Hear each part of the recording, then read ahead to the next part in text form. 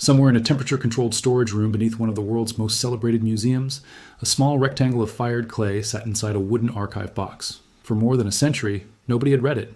Not completely. Not accurately. The label on the box was handwritten in faded ink, assigned a catalog number in 1924, and filed alongside thousands of other fragments that scholars had never gotten around to examining. The tablet was roughly the size of a human palm.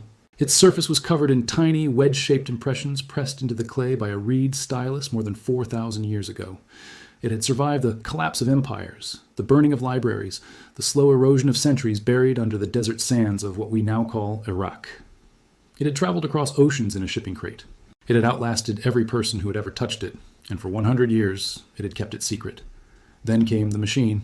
What artificial intelligence found when it finally processed that tablet, cross-referencing its symbols against tens of thousands of known inscriptions, reconstructing broken passages, filling in the gaps that human scholars had always assumed were simply lost, and is the kind of discovery that doesn't just change our understanding of the ancient world, it changes our understanding of ourselves. Because what was hidden inside that clay was not a tax record, not a grain inventory, not a hymn to a forgotten god. What was hidden inside was something that researchers, upon reviewing the AI's initial output, genuinely did not believe. They ran the analysis again and again. The result was the same every time. This is that story. To understand why this discovery matters, you first need to understand what we thought we knew. The Sumerians built the first cities. That is not a claim. That is an archaeological fact confirmed by excavations spanning more than a century, supported by institutions from the Smithsonian to the British Museum. Around 4500 BCE, in the flat, sun-baked land between the Tigris and Euphrates rivers, something unprecedented happened. People began gathering not in temporary camps, but in permanent settlements with organized streets, centralized temples, and a system for recording transactions so complex that it required an entirely new technology: writing. The Sumerians didn't just discover writing, they invented it. Cuneiform, pressed into wet clay with a sharpened reed, is the oldest known writing system on Earth. The earliest examples date to roughly 3400 BCE, and they describe what you might expect from a civilization just learning to keep records. Quantities of grain, numbers of livestock, wages for workers at temple complexes, administrative data. But as scholars worked deeper into the archive, deeper into the hundreds of thousands of tablets that teams of excavators pulled from sites like Nippur, Eridu, and Nineveh across the 19th and early 20th centuries, they encountered something much harder to categorize. Alongside the administrative records were stories, myths, cosmologies of staggering complexity. And within those stories, details that no one had expected to find. The sheer volume of what was recovered created an immediate problem that archaeologists and linguists have struggled with ever since. There are currently over 500,000 cuneiform tablets housed in museum and university collections around the world. Over 500,000. The British Museum alone holds more than 130,000. And for decades, researchers have estimated that the vast majority of these tablets remain untranslated, not because they are inaccessible, but because there simply are not enough people on Earth who can read them. Cuneiform is extraordinarily difficult. The script evolved continuously over 3,000 years, producing wildly different visual forms across different periods and city-states. A symbol that meant one thing in early Sumerian could shift meaning entirely in Akkadian, the language that eventually absorbed and transformed Sumerian culture after 2300 BCE. The grammar is notoriously subtle. Words carry context-dependent meanings that require deep familiarity with the entire linguistic tradition to untangle. Scholars spend entire careers translating individual tablets, never managing to piece together a complete picture. That began to change with the arrival of machine learning. The first serious attempt to apply artificial intelligence to cuneiform translation came from researchers at Tel Aviv University and Ariel University. Working with neural networks trained on known Sumerian and Akkadian inscriptions, drawing on massive digital repositories like the Cuneiform Digital Library Initiative and the open, richly annotated cuneiform corpus, they developed systems capable of processing cuneiform at a speed that human scholars simply cannot match. Louis Science of Ariel University described the program as operating something like a translation engine for the ancient world. The AI did not replace human scholarship, but it accelerated it by orders of magnitude, scanning thousands of signs per second, cross-referencing symbol combinations against every known parallel in the existing corpus, and flagging passages that appeared to contain previously unidentified content. A system called ProtoSnap, developed collaboratively by researchers from Tel Aviv University, Ariel University, Ludwig Maximilian University, and Cornell University, pushed this capability even further, learning to identify missing symbols, predict broken passage endings, and recognize dialects across Sumerian, Akkadian, Babylonian, and Old Assyrian variations. But the most significant development came when these systems were turned not toward the tablets already well studied by generations of scholars, but toward the ones that had been filed away and overlooked. The ones with faded catalog numbers, the ones that had sat in archive boxes for 100 years, tablets like the one that would eventually be designated NI 12501. This is where things become genuinely remarkable. NI's 12501 was first noticed in 1956 by the renowned Assyriologist Samuel Noah Kramer, one of the most important scholars in the field of Sumerian studies. Kramer spent decades reconstructing Sumerian literature from fragments, and he noted this particular tablet in passing, identifying it as interesting but damaged, its cuneiform fragmented and difficult to read. 70 years passed. The tablet remained in its archive. No one dedicated the resources to study it carefully. And then, in 2024, researcher Jana Matusak and her team finally put it under the full weight of modern analysis, including AI-assisted reading of the damaged portions. What the AI recovered from those broken sections, the passages that human eyes had skipped past, or assumed were too corrupted to interpret, transformed a tablet that had seemed like an unreadable curiosity into something with no parallel in the known Sumerian literary record. The text described a storm god named Iskur, captured in the Kur, the Mesopotamian underworld, by forces that the myth does not immediately name. And while Iskur remained imprisoned beneath the earth, the world above began to fail. Rivers stopped flowing. Animals could not find food. Newborns died before they had drawn more than a few breaths. The myth depicted the entire living world unraveling because of the absence of a single divine force. And then, inserted into this grand cosmic narrative, came a character that no one had expected to find in a Sumerian myth of this type, a fox, a clever, cunning fox, navigating the divine hierarchy to attempt Iskur's rescue. The detail that disturbed researchers most was not the story itself, though its narrative sophistication was already remarkable. It was the structural parallels. The myth bore uncanny similarities to much later traditions from entirely separate cultures. The imprisoned god whose suffering brings death to the land, the clever small creature who succeeds where the powerful fail, the underworld journey undertaken to restore cosmic order. These patterns appeared in later Greek mythology, in Near Eastern ritual texts, in traditions that scholars had previously assumed developed independently. The AI's reconstruction of the damaged passages allowed researchers to see those parallels with a clarity that was not possible before. And the question those parallels raised was difficult to dismiss. Was this a story that spread outward from Sumer, threading itself through centuries and civilizations until it appeared in traditions that never acknowledged its origin? Or was it something more uncomfortable, a narrative so fundamental to human experience that it emerged independently, again and again, in minds separated by thousands of miles and thousands of years? But that question, troubling as it is, was not the deepest mystery waiting in the archive. Because NI 12501 was one tablet among many, and the AI had not finished reading. To understand what the machines found next, you need to understand the scale of what the Sumerians left behind. The excavations at Nippur alone, the city described in numerous texts as the religious center of the Sumerian world, home to the great temple of the god Enlil, produced somewhere between 30 and 50,000 tablets. The University of Pennsylvania Museum holds a significant portion of them. Many were translated in the 19th and early 20th centuries. Many more were cataloged and set aside. And within that archive, there are texts that scholars have known about for decades, but never fully reconciled with each other, because reconciling them would require reading them in their entirety, something that the complexity of cuneiform and the shortage of expert translators had always prevented. The AI could read them in their entirety, and it could read them simultaneously, cross-referencing content across tablets that had been stored in separate boxes, examined by different scholars in different decades, and never analyzed as a unified corpus. What emerged from that cross-referencing was a pattern that no individual researcher had previously identified, because no individual researcher had ever been able to see the entire picture at once. Across multiple tablets from Nippur, from the archives at Ur, and from fragments held at the British Museum and the Istanbul Archaeology Museum, the AI identified sequences of text that described not mythology in the poetic, allegorical sense, but procedural accounts, step-by-step descriptions. The tablets described in repetitive sequences that the AI flagged as structurally significant, processes involving the mixing of specific materials, earth, water, blood, and what the Sumerian text called the Tiai Amat, the deep salt waters of chaos, to produce what was consistently translated as a being with purpose, a being with labor, a being designed to serve. Now, this is where careful thinking becomes essential. The Sumerian creation narrative has been studied since the 19th century, and the broad outlines are well known. The Enuma Elish, the great Babylonian creation epic derived from earlier Sumerian sources, describes how the god Marduk defeated the primordial goddess Tiamat and formed the physical world from her body. From those same sources, the god Ea, known in the Sumerian tradition as Enki, mixed blood and clay to create humanity.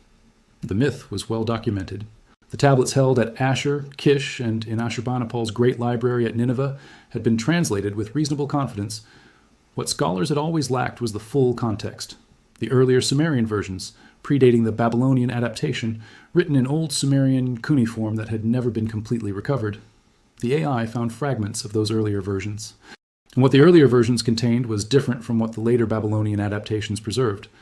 The later myth describes human creation as a singular mythological act, a cosmic gesture by a supreme deity to populate the world with servants. But the earlier Sumerian fragments, reconstructed by the AI from partially damaged tablets that had never been fully read, described something that looked far more like a process. A sequence of attempts, a series of experimental forms, some described as failures, that preceded the creation of what the texts called the Lu, a term that ancient Mesopotamian scholars consistently translate as human or person in the most general sense. The tablets described forms that didn't work, forms that were discarded, and then, across several attempts, forms that functioned as intended. Researchers who reviewed the AI's translation noted immediately that this multi-stage experimental narrative had no parallel in anything previously recovered from the Sumerian literary record. The creation myths scholars knew were singular events.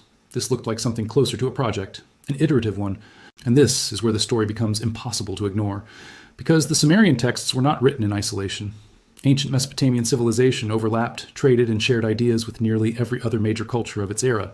The Epic of Atrahasis, one of the most important texts in the entire Sumerian Akkadian tradition, predates the biblical book of Genesis by centuries and contains a flood narrative so structurally identical to Noah's story that biblical scholars have spent decades debating their relationship between the two.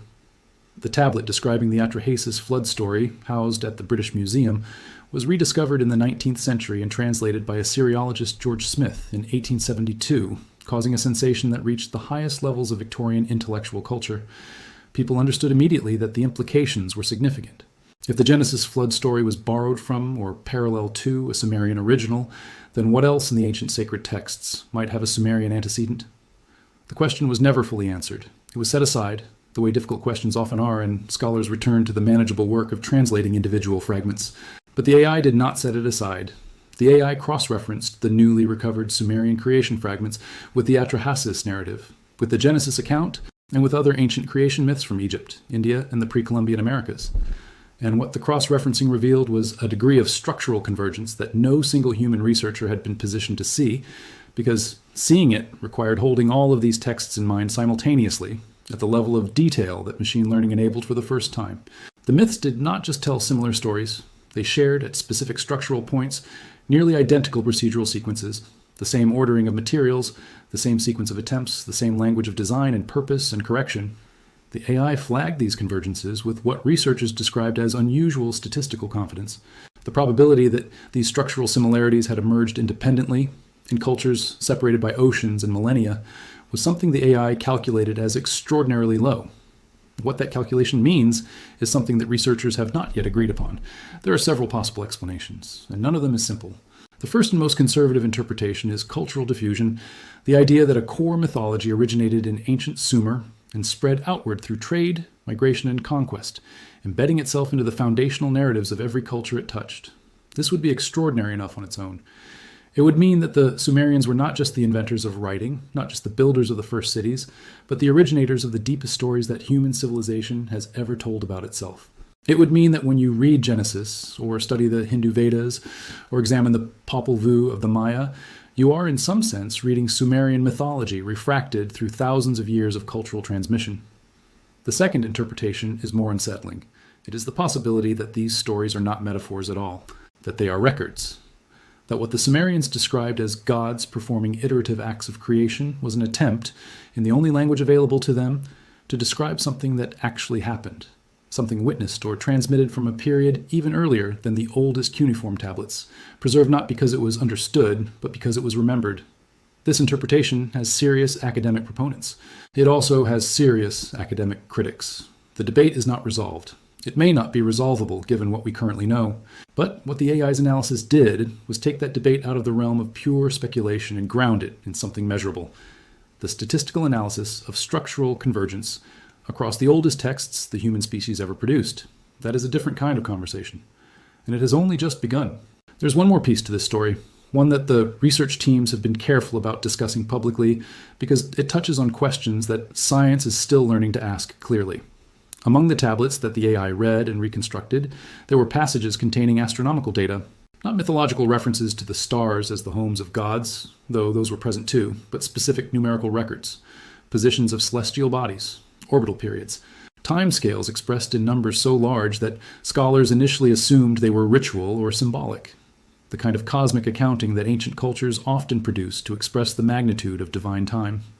But when the AI processed those numbers against known astronomical data, against the calculated positions of planets and stars going back thousands of years, something unexpected surfaced. Several of the numerical sequences matched. Not approximately, with a precision that had no obvious explanation. The Sumerians recorded the orbital period of Saturn with an accuracy that exceeded what most historians had previously credited to them. They tracked the precession of the equinoxes, the slow wobble of Earth's axis that produces a cycle of roughly 26,000 years, and embedded that cycle into their mythology and their calendar systems in ways that researchers at institutions, including MIT and Stanford, have now confirmed were not accidental. The Dendera zodiac recovered from ancient Egypt encodes similar precession data. The Vedic tradition in India contains astronomical references that can be back-calculated to dates far earlier than their recorded composition. And now, in the AI-recovered Sumerian fragments, researchers were finding yet another layer of this same astronomical knowledge, embedded in texts that had been sitting unread in museum storage for a century. The question this raises is the one that no one entirely knows how to answer. How did they know? The precision of these astronomical records does not match the technological capacity that mainstream archaeology has attributed to the Sumerians. There are no telescopes in the ruins of Nippur. There are no observatories in the conventional sense. And yet the numbers are there, pressed into clay 4,000 years ago, waiting patiently for a machine to read them. Some researchers argue that long-term naked eye observation over many generations is sufficient to produce this kind of accuracy. That human beings, watching the sky night after night for centuries and recording what they saw with meticulous care, can accumulate data of startling precision without any technology beyond their own attention. This is a reasonable argument, and it has genuine support in the scholarly literature. Other researchers argue that the precision exceeds what patient observation alone can explain, and that we are therefore missing something, a tradition of knowledge that predates the cuneiform record, transmitted across generations through methods we have not yet identified, arriving in the hands of the Sumerian scribes, already ancient when they first pressed it into clay. There are no provable answers, not yet. But there is something notable in the fact that the question could not be asked this clearly until a machine read everything that human scholars had not yet gotten around to reading. The tablets were there. The information was there. It was the capacity to process it at scale, to hold the entire corpus in focus simultaneously, to cross-reference and reconstruct and identify patterns across 500,000 artifacts at once, that was missing. And now it isn't. This changes things in ways we are only beginning to understand. The AI tools currently processing the cuneiform archive are not finished. They are accelerating. The systems being developed at Tel Aviv University, at Ariel University, at Berkeley, at Cornell, at Ludwig Maximilian University are growing more capable with every tablet they process, every new comparison they make, every damaged passage they reconstruct. The researchers working with these systems have estimated that within the coming years, a significant portion of the previously untranslated cuneiform corpus could be made accessible to scholars and to the public through digital archives. Hundreds of thousands of tablets. The entire documented record of the civilization that built the first cities, invented writing, and gave us the oldest stories we know about the flood, the gods, the creation of humankind, and the structure of the cosmos. What else is in there we do not yet know? What other tablets are sitting in wooden archive boxes with faded catalog numbers, waiting for a machine to finally read them? What other passages are hidden in the damaged sections of texts that scholars noted and set aside? What other patterns are buried across the corpus, invisible to any single human lifetime of scholarship, waiting to be seen by a system that can hold everything at once? The little clay tablet that sat in a museum for 100 years has been read now. Some of what it said was beautiful. Some of what it said was strange. Some of what it said disturbed the researchers who reviewed the AI's output enough that they ran the analysis again, checking their work, making sure they hadn't made an error. They hadn't. And somewhere in the archive, in boxes that haven't been opened in decades, there are more, maybe thousands more. The oldest civilization on Earth left us its complete record, pressed into clay that cannot burn, inscribed in a language that nearly no one can read, and stored in institutions that lacked the tools to fully hear what it was saying. That is no longer entirely true. The machine is reading, slowly at first, then faster. And whatever the Sumerians were trying to tell us, whether it was myth or history, metaphor or memory, the poetry of minds reaching toward the divine, or the record of something they actually saw, we are closer now to knowing than any generation before us has ever been. The only question left is whether we are ready for the answer,